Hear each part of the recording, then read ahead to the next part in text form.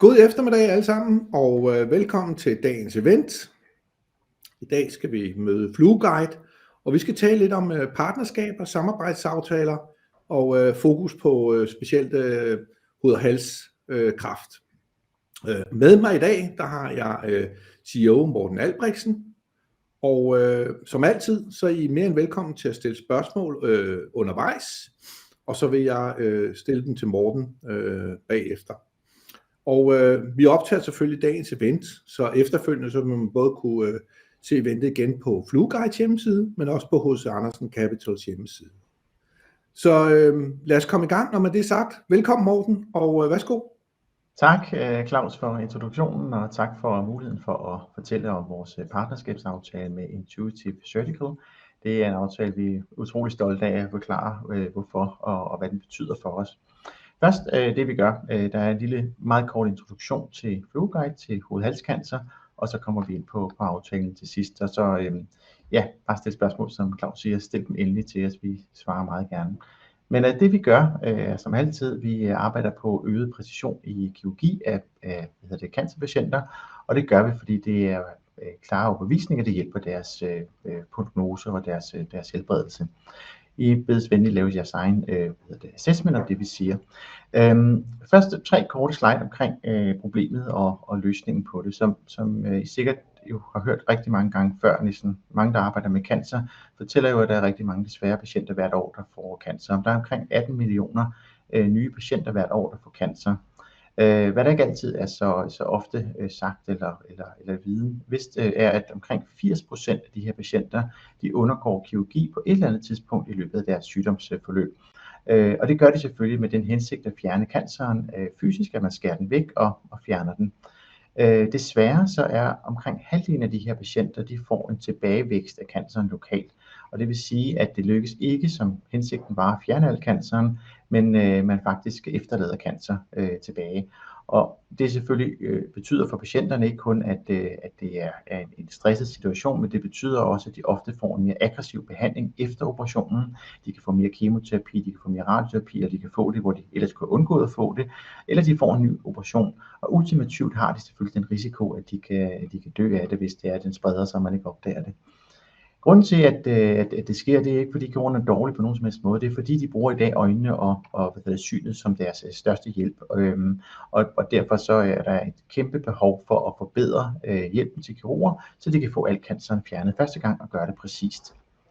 Vores løsning til det er det her vi kalder FG001, som er et lægemiddel. Det binder sig ved hjælp af den her UPAR-teknologi specifikt til canceren, og med den der har en molekyle, der er bundet på, som gør det lyser op, og som gør det også kan varme. Det har 2 funktioner, nemlig det her FG001. Og det er nogle funktioner, som ligger i det her sådan, ICG, som det hedder, som er farvemolekylet. Det ene del, det er det, der lyser canceren op, så når man sprøjter det ind i patienten, så binder det sig til canceren, og så lyser det canceren op under operationen, så kirurgen kan se det og fjerne al canceren.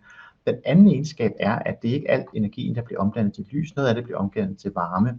Og derved, at det er bundet meget specifikt til cancercellerne, gør, at cellerne bliver varmet op og ødelagt, når de binder sig til det. Og ved at det er gennem den her UPAR-targeting-teknologi, så er det kun cancercellerne, det binder sig til, og det betyder, at det i princippet er cancercellerne, der bliver ødelagt, mens det normale væv bliver bevaret. Så der er altså de her 2 funktioner, der hvor vi kan hjælpe kirurgen til at fjerne det hele, og bagefter kan vi hjælpe kirurgen til at fjerne ekstra cancer, som de ikke kunne fjerne, eller som de har overset. Det man kan forvente af os i 24 i kort, det er, at vi arbejder mod markedet selvfølgelig, som er det vigtigste for os at komme ud til patienterne, og det gør vi ved hjælp af at optimere designet på vores aggressive hjernecancerstudie og få regulatorisk buy-in til det. Vi udvider antallet af patienter, vi går ikke kun efter hjernepatienter, vi går også efter patienter med hjernecancer, vi går også efter de hoved-halscancer. Så udvider vi den fordel og den benefit, vi kan levere til patienterne, og det gør vi gennem det her fototomal terapi. Og så sidst men ikke mindst, så arbejder vi på kommercialisering, og det er det, vi kommer til at tale om i dag. Det er specielt de her partnerskaber, som det muliggør den måde, vi arbejder på at gøre. Og det er ikke sådan, at vi startede på partnerskaberne i går. Vi havde det første møde i 18 med Intuitive, så det tager lang tid at lave de her partnerskaber, og vi har haft det er ikke været det eneste firma, vi taler med. Vi taler selvfølgelig med alle større operationsudstyrsproducenter for at forstå, hvad de ser af behov, hvad de ser af muligheder, og simpelthen, hvordan vi kan hjælpe dem, hvordan vi kan arbejde sammen med dem. Og så det har været meget vigtigt for os igennem den her dialog, at vi ikke hopper på den første og den bedste, men at vi simpelthen finder ud af, hvordan skal vi fremadrettet lave vores partnerskab bedst muligt. Og det er det, vi bliver sløret for i den her præsentation i dag. Det produkt, vi arbejder med, det er FG001, som det hedder, og det er det, der den ene del af det binder sig til UPAR, som er det her sådan, enzym, der sidder på cancer og gør det cancerspecifikt, og den anden del af det er farvemolekylet, som hedder ICG, som hedder ICG. Og grunden til, det er valgt sådan, det er, fordi det er meget veltolereret. Det har en lysspecifikation, det vil sige, at man bruger den lyskilde, der skal få det til at lyse, og det kamera og filter, man skal bruge til at se det, de er allerede på operationsstyret derude, fordi ICG er et kontrastmiddel, der har været godkendt i USA siden 1959, og det vil sige, at alt operationsudstyr derude kan se ICG, og dermed kan de se FG001, vores produkt, fordi det er det samme bølgelængder, de bruger. Vi benytter os af, det er en moderne fluofor, så vi benytter os af, at den kan se med det, der hedder nærinfrarødt lys, og det er lys, der går dybere ned i vævet i forhold til første generationsprodukterne, hvor man kun kan se det på overfladen. Og det er et eksempel her, hvor det blå lys, det er en cancer. Der er en cancer, men man kan ikke se den, for den ligger nede under, hvorimod det billede til højre, der kan man se, at den lyser hvidt igennem vævet, og man kan se, at den ligger dybere nede i vævet. Det er den samme patient, som har fået de to stoffer, både det her så første generationsprodukt, og så vores produkt. Det er en hjernecancer dog, men princippet er det samme lige meget, hvor det er. Og det er selvfølgelig helt oplagt vigtigt at kunne se i dybden, når man skal finde al canceren. Det vi snakker om i dag nu, det er hoved-hals-cancer og partnerskaberne inden for det. Så inden for hoved-hals-cancer, der er, hvis man kan sige det sådan, 2 lokalisationer af de her cancer. Der er den øvre mundhule, hvor man lettere kan komme til, hvor man kan bruge kameraer, man kan ligesom kigge på, og man kan se i mundhulen. Og så er det de dybere liggende cancer, hvor man ikke kan komme til, fordi der er snæver, der er ikke særlig meget plads ned i halsen, og der kan man kun komme ned, hvis man har noget udstyr, der er småt og kan komme derned. Problemstillingen i den første type cancer, eller også i den anden type, men specielt i den første type, det er, at når man har opereret de her patienter, så fjerner man canceren, og så vil man gerne bagefter vide, om man har fået det hele med. Og som jeg nævnte før, hvis ikke man har fået det hele med, så skal enten patienterne have en mere aggressiv behandling, når de skal have det igennem det her kemoterapi eller radioterapi, man lægger ovenpå, eller også så skal de have en ny operation. Problemet med det i dag, det er, at man ofte først ved 14 dage efter operationen, om man havde fået det hele med, fordi at man skal forberede det her væv, og man skal sende det over til en patolog, som kan læse det, og så giver de svaret 14 dage efter. Hvis man kan hjælpe de her kirurger til med det samme og sige, jeg har fået det hele med, og jeg har ikke fået det hele med, så kan man korrigere det, hvis ikke de har fået det hele med, og dermed kan man lave en mere komplet operation. Og grunden til, at det ikke er særlig behageligt for patienterne at få det her kemoradioterapi bagefter, det er, at når man får radioterapi i mundhulen, så har man både et problem med ens spytsekretion, altså man simpelthen ikke producerer spyt nok, men den anden ting er også, at man får tænderne trukket ud ofte, og det er selvfølgelig stærkt ubehageligt. De dybere liggende cancer, det er det her med, at man ikke kan komme til med det udstyr, der er i dag, så der skal man have noget udstyr, der er småt og kan komme dybere ned i halsen. Så det er de 2 problemstillinger, men det der hjælper for dem begge to, det er præcision i kirurgien, og det er det vi kan gøre med vores produkt. Det er det der kan muliggøre behandling og bedre behandling af de her patienter. Det her det er bare konklusionen på vores studie, vi lavede hoved-hals-cancer. Vi havde 16 patienter, og vi kiggede på, om man kunne lyse canceren op. Og man ser på det næste billede, de her 2 pletter, der er på vævet, det er en metastase i det her sammenhæng, eller i den her specielle patient, der lyser op, og man kan simpelthen se, den lyser gennem vævet, og meget tydeligt for kirurgen, hvis man sammenligner med billedet før, så kan man se den her store forskel på de 2 billeder, at man kan tydeligt se, den lyser op. Det er et godt resultat, vi havde, fordi vi havde, for det første var det lyst op i alle patienterne, for det andet så var det veltolereret i alle patienterne, som vi har set i alle vores kliniske studier, og som vi forventer for vores dyreforsøg. Men der var også en sidste ting, det var, at vi så effekten fra 4 mg op til 36 mg per patient. Og det gør, at vi har en stor robusthed i vores dosis. Vi er ikke særlig afhængige af kameraer. Det behøver sikkert være særlig følsomt. Vi kan dosere lidt højere op, så kan man se det. Så det vil sige, at vi i princippet kan bruge alle de udstyr, der er derude. Når det så er sagt, så er der nogle udstyr, der kan optimeres, så vi kan lave et endnu bedre resultat, men vi kan bruge det hele som udgangspunkt, og det er en ekstremt vigtig ting for FluoGuide. Den anden ting, vi fandt ud af i vores studie her, det var, at der var flere forskellige applikationer, altså fordele, vi kan give med vores produkt. Den første er det her med, at vi kan tjekke, vi kan forberede operationen. Så for eksempel tungen er en vigtig organ, man bruger både når man taler og når man synker og spiser. Og hvis man planlægger operationen, vil man helst ikke skade tungen mere end højst nødvendigt, fordi det invaliderer patienten efterfølgende. Ved at man kan se canceren før operationen, kan man bedre planlægge og finde ud af, hvordan man skal skære, så man kan få det hele med og spare funktionalitet. Stemmebåndet er et andet eksempel, som også er en vigtig funktion, der sidder i hudhalsregionen. Det vil man helst heller ikke ødelægge. Den anden, det er det her med markerne, jeg nævnte. Hvis man ikke har komplette markner, når man fjerner canceren, så har man efterladt noget i patienten. Og hvis man efterlader noget i patienten, så er de her problemer, man har med en mere aggressiv behandling. Så kan man finde metastaser. Man kan udskyde operationen på nogle af patienterne. Mange har forandringer, celleforandringer i munden, hvor man er ikke helt sikker på, om det er cancer eller ej. Og der kan vi gå ind potentielt og hjælpe de her beslutningstagere, altså kirurgerne, til at beslutte, om de skal lave operationen, eller de skal vente med at udskyde den. Og så er der den sidste, det er de her dybere liggende cancer, som vi muliggør fjernelsen af ved hjælp af et specielt udstyr, som for eksempel intuitivt udstyr, sammen med vores produkt. Så det er alle de her forskellige applikationer. Så er der de forskellige udstyr, der er der, og det er ikke overraskende, at der er så meget forskelligt udstyr derude, og at det er de fleste af de store medtech-firmaer, der er involveret i det. Som jeg nævnte på den allerførste slide, så er behovet enormt for at forbedre kirurgien inden for cancerkirurgien, så derfor så er det helt naturligt for mange af de udstyrsproducenter, at de ligesom har deres indgangsvinkel til, hvordan kan man forbedre det. Og for at tage nogle eksempler, så er der mikroskoperne, hvor man kan se nogle små strukturer. Der er de åbne kameraer, hvor man kan holde kameraer hen og kigge på det. Der er skoper, som er nogle lange, tynde rør, det kan man fx få ned i halsen. Så er der robotsystemerne, som jeg kommer tilbage til, hvordan det fungerer, men det her med, at der er mange arme, og hvor man også har mulighed for at komme dybt ned i halsen. Og så er der de her systemer, hvor man kigger på bagbordet, hvor man kan se, at man fik det hele med på et hurtigere svar. Og alle de her producenter er nogle, vi potentielt kunne arbejde med. Så man kan sige, at vores muligheder inden for partnerskaber er rigtig, rigtig mange. Vi har de forskellige udstyrstyper, vi har de forskellige indikationer, vi har de forskellige applikationer, jeg nævnte før. Og vi kan jo ikke, eller det kunne vi måske godt, men vi er nødt til at tage det i en rækkefølge. Og den måde vi prioriterer det på, det er vi inden for hud-halscancer, der muliggør vi, at vi kan bruge de her åbne kameraer, endoskoper, robotter og bagbordshistoologiudstyr. Og det gør vi specielt, kigger vi på markeder, og vi kigger på at komme til de cancer, man ellers ikke kan fjerne. Så vi muliggør, altså vi ligesom kan sælge indikationen i flere bidder, om man vil, og på den vej rundt kan vi lave flere partnerskaber med forskellige partnere, og vi kan hjælpe flere patienter, og vi kan hjælpe dem bedre. Så det er det er fantastisk, når man laver de her aftaler, der er en god for udstyrsproducenterne, det er godt for patienterne, og det er godt for os. Så der er ikke et øje tørt i den her type aftaler her. Og så til den konkrete aftale af Intuitive Surgical. Hvis ikke man kender det, så er det et meget spændende selskab at kigge nærmere på. Det har faktisk en fjerdedel af størrelsen på Novo, det var stiftet i 95, så det er virkelig vokset hurtigt, og det er virkelig blevet stort. Det de lavede, startede med at lave, det var de her robotsystemer, hvor der principielt er en hel masse små tynde arme, man kan få ind i et lille hul, som for eksempel munden.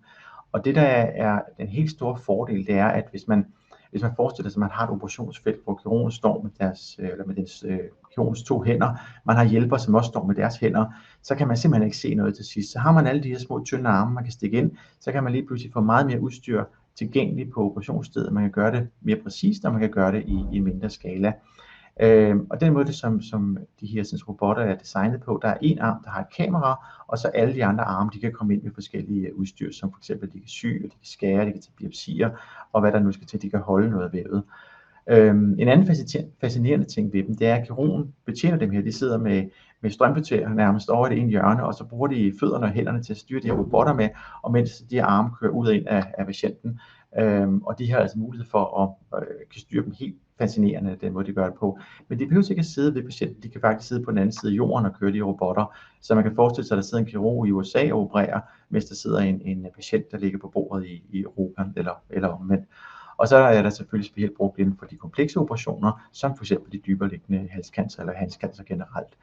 Og det der er vores formål med den her aftale, det er, at vi skal afsøge, hvor godt vores produkt fungerer sammen med Intuitives robotsystemer. Og det er, hvad kan man sige, vi ved sådan set allerede godt, at det fungerer. Det er mere spørgsmål at gøre det endnu bedre, og dermed lave business casen sammen med det fremtidige samarbejde. Den måde det er struktureret sammen på kommercielt, det er, at der kommer ikke nogen initial betaling ud af aftalen, til gengæld er den heller ikke eksklusiv. Og grunden til, at vi valgte det er, at vi har jo altid det her med, at vi bliver udtyndet, enten hvis vi laver dårlige partnerskabsaftaler, eller hvis vi laver en dårlig finansiering. Så for os er det vigtigt at i den her sammenhæng her, ikke at sælge for meget ud for billigt. Vi vil gerne have den her non-eksklusivitet, så vi kan lave flere partnerskaber på de forskellige applikationer inden for hovedhalscancer, og arbejde med at kunne udvikle produkterne sammen med i starten. Men det er klart, med alle de her firmaer, de kigger jo på os som et ultimativt opkøbstarget, selvom det er ikke noget, vi lige udenbart står over foran. Så er det jo altid noget, de gerne vil på et eller andet tidspunkt, hvis tingene fungerer, og de er glade for samarbejdet. Så det er en aftale, vi er rigtig, rigtig glade for. Ja, så jeg tror, vi kører videre direkte til spørgsmålene herfra, og jeg er klar til at svare på spørgsmål, eller skal jeg fortælle meget mere om det hele.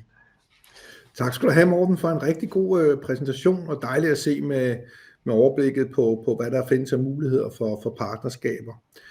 Og der er kommet lidt spørgsmål ind her, så lad os lige starte op med dem til at starte med. Der er en, der sådan helt overordnet spørger om, hvor mange forsøg har I egentlig i gang i øjeblikket? Den kan jo både forstås i form af indikationer, men også i forhold til det fase 2-forsøg, I skal initiere. Hvor mange patienter skal man rulle ind i det, når nu vi snakker hovedhalskræft? Gider du svare på dem begge to, Morten? Ja, selvfølgelig.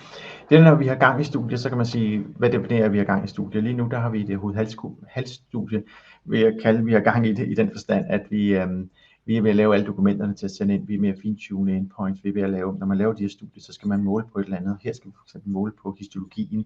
Og der er det enormt vigtigt, at vi standardiserer og sikrer, at det bliver gjort på samme måde hver gang.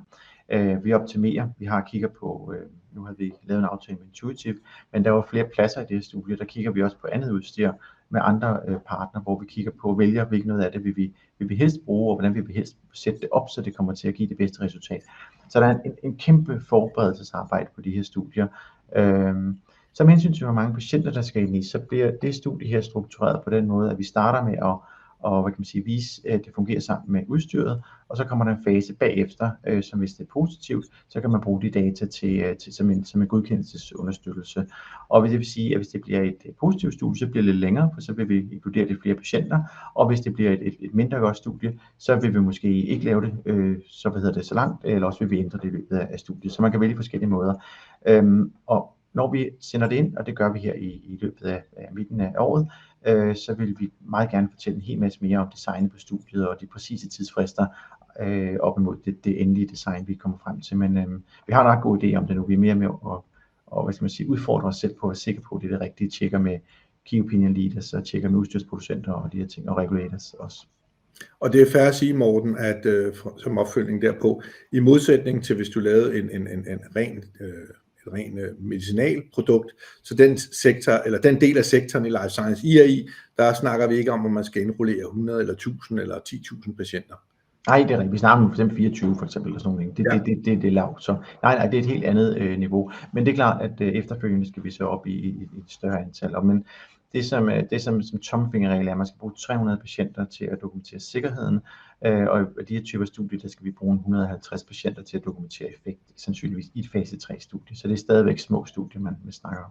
Ja, og Morten, nu er I selv utrolig innovative med FG001, og I vælger så en meget innovativ spiller.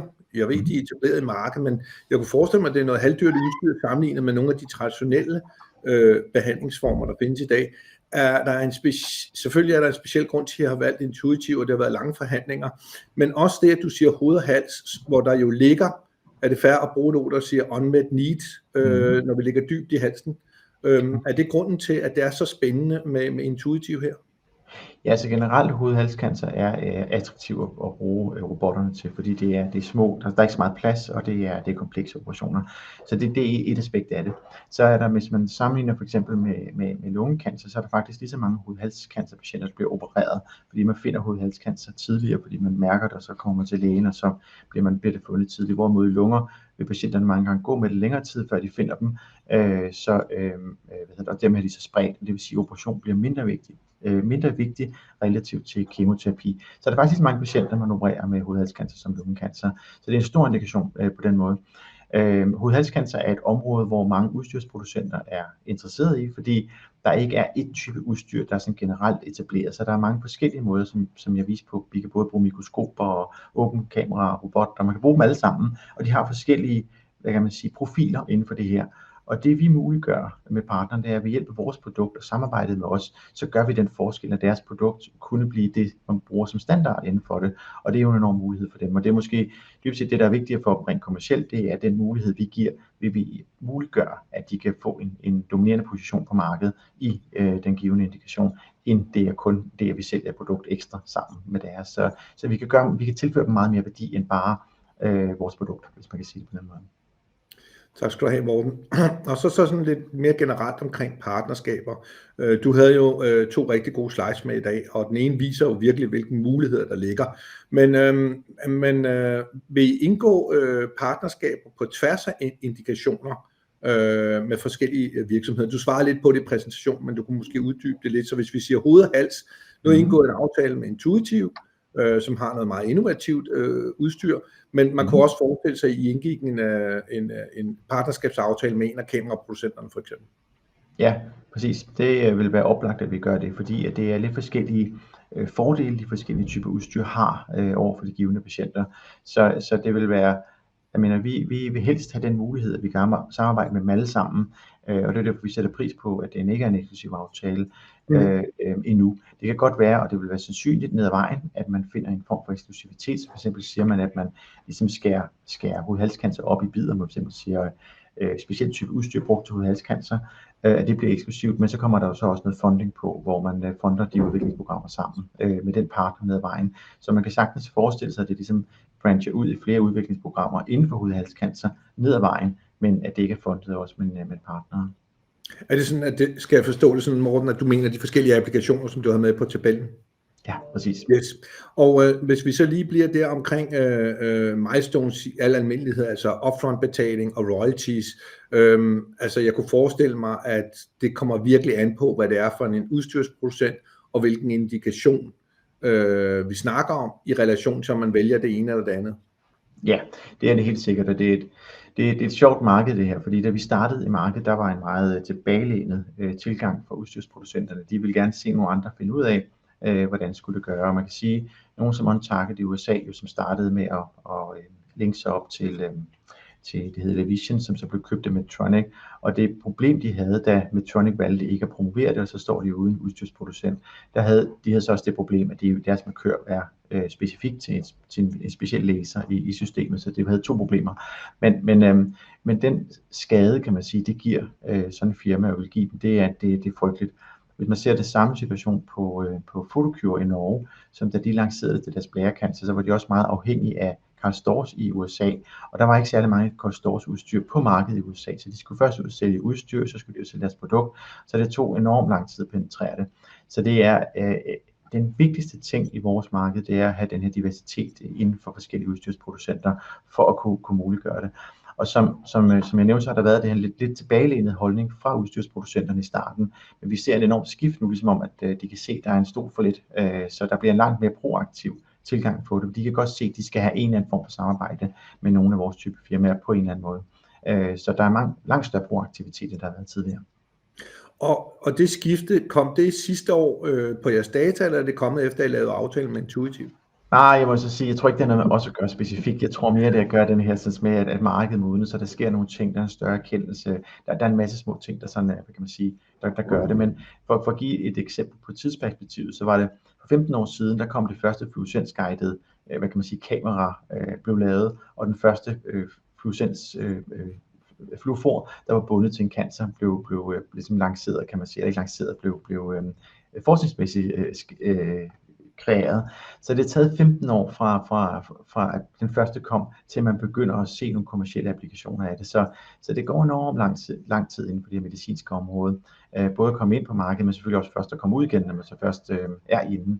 Så det er bare vilkårene i det her marked. Så jeg tror ikke, det er vores skyld alene, men det er da klart, at vi bidrager også til det. Super. Der er et andet spørgsmål her omkring, igen omkring partnerskaber. Hvor tidligt vil I indgå partnerskaber? Er det også lidt uafhængigt af, eller er det lidt afhængigt af, hvilken indikation vi snakker om? Ja, altså det jeg tror, når jeg kigger på partnere, så er de meget forskellige. Der er amerikanske, sådan meget aggressiv, kommercielt orienteret. Så er der nogle europæere, der er mere, hvad skal jeg sige, gammeldags på en god måde. Et håndtryk er et håndtryk, og man tager det stille og roligt, man lærer hinanden at kende. Så der er meget forskellige former for kultur hos de her partnere her. For os, det er jo ligesom kunder, vi er jo nødt til at hvad kan man sige, tilpasse os til vores, hvad kan man kalde det sådan, vores partner i en eller anden forstand. Så vi arbejder med dem på den kultur, de nu har. Vi har ikke en idé om, vi kan gå ud og lave om på kulturen i Intuitiv eller på et andet selskab. Så vi er nødt til at tilpasse den lidt. Det er nemmere for os i hvert fald, når vi ikke er så mange, end det er for dem. Så jeg vil tro, at de partnerskaber, vi får, bliver meget forskellige, men generelt er de alle sammen gået en vej. Det udvidede marked til gavn for patienterne, udstyrsproducenterne også, og så er der kommercielt sigte i enden på dem af forskellige slags. Super. Selve udfaldet af jeres fase 2 forsøg, Morten, og de endpoints I har, det var blandt andet effekten selvfølgelig, som jo ikke er unormalt, når man er i den fase. Når nu man bruger Intuitivs udstyr, er det så også altså udfaldet ved at bruge deres udstyr, skal det måles i alle 3 applikationsområder? Det er et første step for det her første del af studiet, det er at teste noget af deres specielle udstyr til det. Og så det næste step, det er at finde ud af, hvor godt er det så, kan man sige. Så det er en optimering og en test, hvis du kan sige det sådan. Så det er flere faser i det. Okay. Jeg ved ikke, om der er flere spørgsmål derude, så I er mere end velkommen til at stille til Morten. Jeg synes, vi har været det meste igennem indtil videre. Jeg ved ikke til, at der er flere spørgsmål til at starte med, Morten. Men vi klarer os også inden for 30 minutter. Jo, der kommer så med et her. Sådan er det. Man skal altid opfordre folk til at komme. Ja. Hvordan tænker I, at produkterne skal kommercialiseres? Det er jo et godt spørgsmål. Vi skal selvfølgelig lidt længere frem, men du kan måske løfte sløret lidt om dine tanker omkring det, Morten. Ja, altså grunden til, at vi har valgt hjerneindikationerne som vores kan man sige, egen område, hvis man skal kalde det sådan, det er fordi, at der kan vi en relativt koncentreret kundegruppe, vi har. Det er relativt specialiseret center, det bliver lavet på, så det er noget, man som lille firma lettere kan håndtere. Lige så snart vi kommer ud i de andre indikationer, der er hovedhals også en af dem, hvor de større indikationer, hvor der er flere centre, hvor der er flere kirurger, flere hospitaler, så bliver det meget mere relevant at tænke på, at man får sit produkt distribueret gennem nogle af de andre, hvad kan man sige, udstyrsproducenter eller andre, som ikke selv skal bygge salgsstyrker op inden for alle områderne. Hvor det her det ender op, om det bliver sådan, det ved jeg ikke, men det er i hvert fald det vi i hvert fald kigger på nu, det er, at vi har et område, vi definerer som vores eget, og så har vi et område på alle de andre, hvor vi er på og partner på forskellige vis. Så det er jo den mest logiske måde at gøre det på i hvert fald, kan man sige. Men om det ender der, det ved man jo aldrig. Nej, det er klart. Altså, I holder jo en relativt lignende organisation allerede i dag, så det er vel også det, der er målet, man ikke skal bygge, som du nævnte, en kæmpe salgsstyrke op. Ja. Det er bestemt målet. Så man kan sige, hvis man ser på Photocures læring, så har de lavet nogle aftaler med Ipsen tilbage i tiden som farmafirma, og det så de virkede ikke særlig godt, fordi farmasælgerne var ikke særlig gode til at sælge deres produkt. Så det de lærte, det var, at farmapartnerne var ikke de bedste til at køre deres produkter ud, og at de skulle have nogle folk selv i marken, der hjalp med ligesom at trække det ud i marken, og hvad skal man sige, applikationsspecialister, hvis man skal kalde det sådan. Så det bliver jo nok en eller anden form for kombination ideelt set. Men vi har nogen, vi kan lære efter, og det gør vi bestemt. Vi kommer til at høre mere om den del. Så med det sagt, så vil jeg sige tak fra tilskuerne til alle de gode spørgsmål, der kom ind. Og Morten, jeg vil sige rigtig mange tak til dig og for en god og grundig gennemgang af partnerskaber, men også hoved og hals.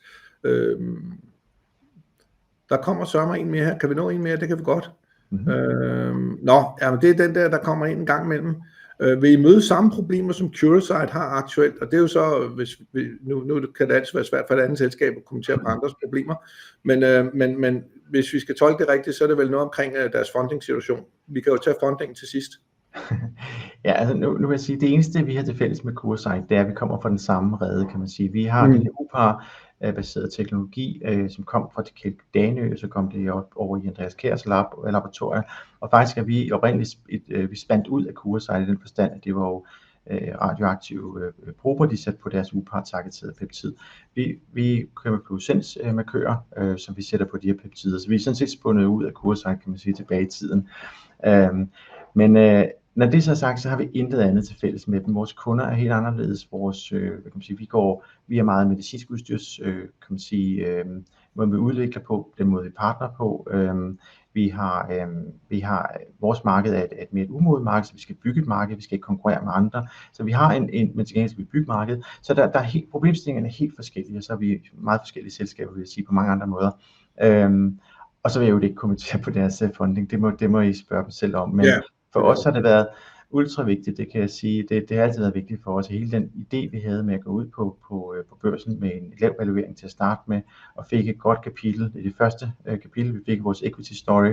Den kan man aldrig tage fra os. Vi fik en fantastisk første kapitel, og det var jo netop for at skabe en god historie og skabe nogle glade aktionærer. Det så har været et surt marked de sidste par år her for alle typer selskaber, så har det da været mindre surt for os i så mange andre sammenhæng i forhold til gennemsnit. Så det er meget vigtigt for os, at vi ser på det langsigtede, vi ser på udtykningen over lang sigt. Og det er klart, at selskaber som os, når det går rigtig godt og når det går rigtig dårligt, så skal vi fundes, og det går så rigtig godt, så det er jo usandsynligt, at det ikke skal fundes. Men det er noget, vi gør ekstremt respektfuldt, både for de nuværende investorer, men også de nye investorer, der kommer ind, så vi vedbliver med at have den her, jeg vil næsten sige, socialdemokratiske tilgang til det. Alle skal være glade, og alle skal have lidt af kagen.